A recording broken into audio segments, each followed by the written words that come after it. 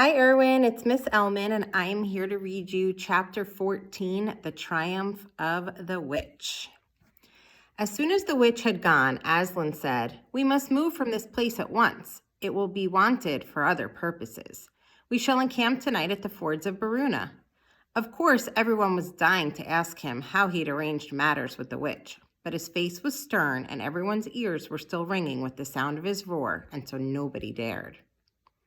After a meal which was taken in the open air on the hilltop, for the sun had got strong by now and dried the grass, they were busy for a while taking the pavilion down and packing things up. Before 2 o'clock, they were on the march and set off in a northeasterly direction, walking at an easy pace, for they had not far to go. During the first part of the journey, Aslan explained to Peter his plan of campaign. "As soon as she has finished her business in these parts," he said, "the witch and her crew will almost certainly fall back to her house and prepare for a siege. You may or may not be able to cut her off and prevent her from reaching it." He then went on to outline 2 plans of the battle, one for fighting the witch and her people in the wood, and another for assaulting her castle. And all the time he was advising Peter how to conduct the operations, saying things like, "You must put your centaurs in such and such a place," or "You must post scouts to see that she doesn't do so-and-so," till at last Peter said, "But you will be there yourself, Aslan." "I can give you no promise of that," answered the lion, and he continued to give Peter his instructions. For the last part of the journey, it was Susan and Lucy who saw most of him. He did not talk very much and seemed to be sad. It was still afternoon when they came down to a place where the river valley had widened out and the river was broad and shallow. This was the fords of Baruna, and Aslan gave orders to halt on this side of the water. But Peter said, "Wouldn't it be better to camp on the far side, for fear she should try a night attack or anything?" Aslan, who seemed to have been thinking about something else, roused himself with a shake of his magnificent mane and said, What's that?" Peter said it all over again. "No," Aslan said in a dull voice, as if it didn't matter. "No, she will not make an attack tonight." And then he sighed deeply. But presently he added, "All the same time, it was well thought of. That's how a soldier ought to think. But it doesn't really matter." So they proceeded to pitch their camp. Aslan's mood affected everyone that evening. Peter was feeling uncomfortable, too, at the idea of fighting the battle on his own. The news that Aslan might not be there had come as a great shock to him. Supper that evening was a quiet meal. Everyone felt how different it had been last night or even that morning. It was as if the good times, having just begun, were already drawing to their end. This feeling affected Susan so much that she couldn't get to sleep when she went to bed. And after she had lay counting sheep and turning over and over, she heard Lucy give a long sigh and turn over just beside her in the darkness. "Can't you get to sleep either?" said Susan. "No," said Lucy. "I thought you were asleep. I say, Susan!" "What?" "I've the most horrible feeling, as if something were hanging over us." "Have you? Because as a matter of fact, so have I." "Something about Aslan," said Lucy. "Either some dreadful thing is going to happen to him or something dreadful that he's going to do." "There's been something wrong with him all afternoon," said Susan. "Lucy, what was that he said about not being with us at the battle? You don't think he could be stealing away and leaving us tonight, do you?" "Where is he now?" said Lucy. "Is he here in the pavilion?" "I don't think so." "Susan, let's go outside and have a look round. We might see him." "All right, let's," said Susan. "We might just as well be doing that as lying awake here." Very quietly, the 2 girls groped their way among the other sleepers and crept out of the tent. The moonlight was bright and everything was quite still except for the noise of the river chattering over the stones. Then Susan suddenly caught Lucy's arm and said, "Look!" On the far side of the camping ground, just where the trees began, they saw the lion slowly walking away from them into the wood. Without a word, they both followed him. He led them up the steep slope out of the river valley and then slightly to the right, apparently by the very same route which they had used that afternoon in coming from the hill of the stone table. On and on he led them, into dark shadows and out into pale moonlight, getting their feet wet with the heavy dew. He looked somehow different from the Aslan they knew. His tail and his head hung low, and he walked slowly as if he were very, very tired. Then, when they were crossing a wide open place where there were no shadows for them to hide in, he stopped and looked around.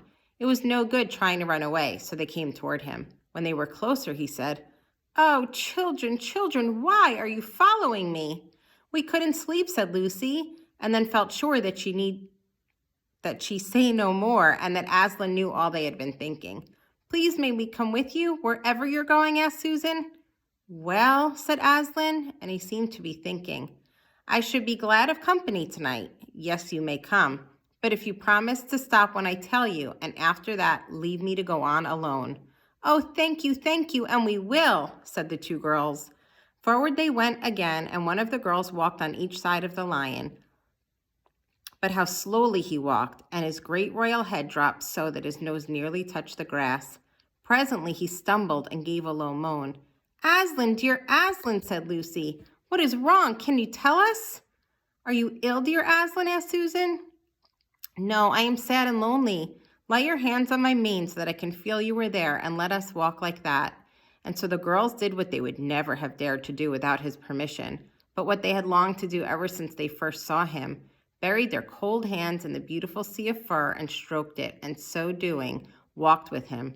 And presently they saw that they were going with him up the slope of the hill on which the stone table stood. They went up at the side where the trees came further up, and when they got to the last tree, it was one that had some bushes about it. Aslan stopped and said, "Oh, children, children, here you must stop, and whatever happens, do not let yourselves be seen. Farewell." And both the girls cried bitterly, though they hardly knew why, and clung to the lion and kissed his mane and his nose and his paws and his great sad eyes. Then he turned from them and walked out onto the top of the hill, and Lucy and Susan, crouching in the bushes, looked after him, and this is what they saw.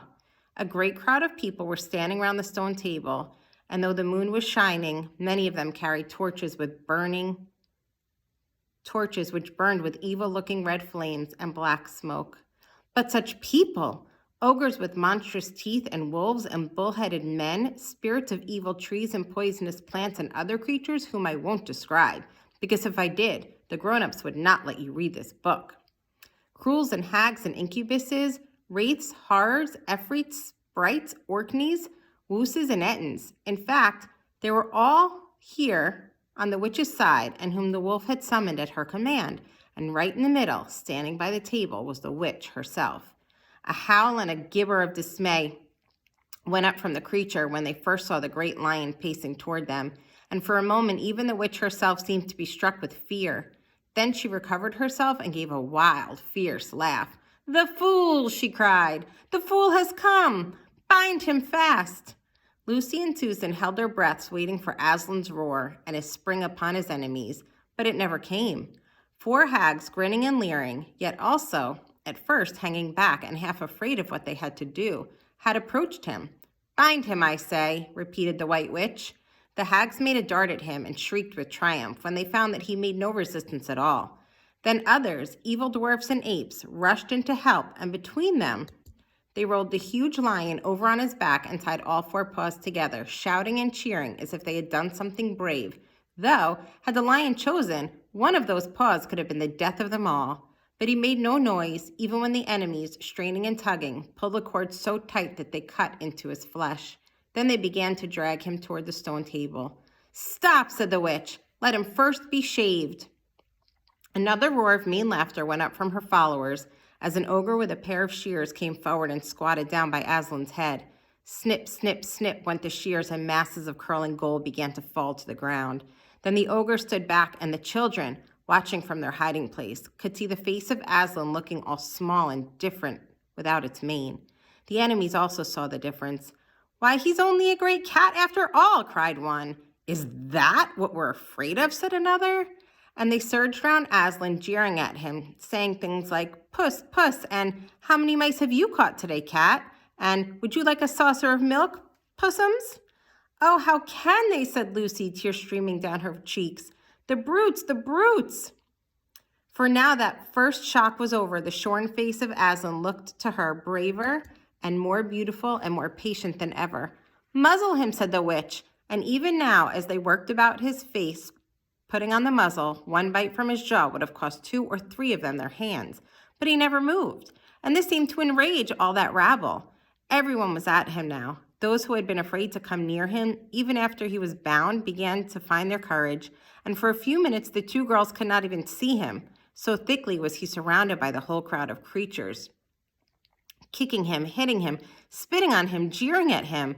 At last the rabble had enough of this. They began to drag the bound and muzzled lion to the stone table, some pulling and some pushing. He was so huge that even when they got him there, it took all their efforts to hoist him onto the surface of it. Then there was more tying and tightening of the cords. The cowards, sobbed Susan. Are they still afraid of him, even now?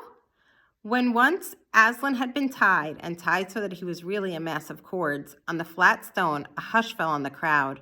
4 hags holding 4 torches stood at the corners of the table. The witch bared her arms, as she had bared them the previous night when it had been Edmund instead of Aslan. Then she began to whet her knife. It looked to the children, when the gleam of the torchlight fell on it, as if the knife were made of stone, not steel, and it was of a strange and evil shape.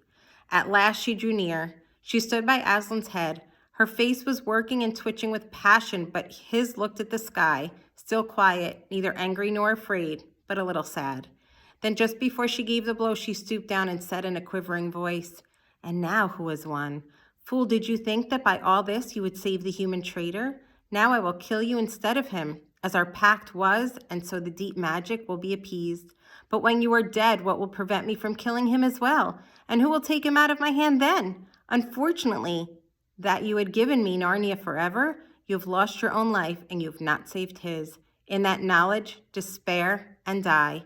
The children did not see the actual moment of the killing. They couldn't bear to look and had covered their eyes.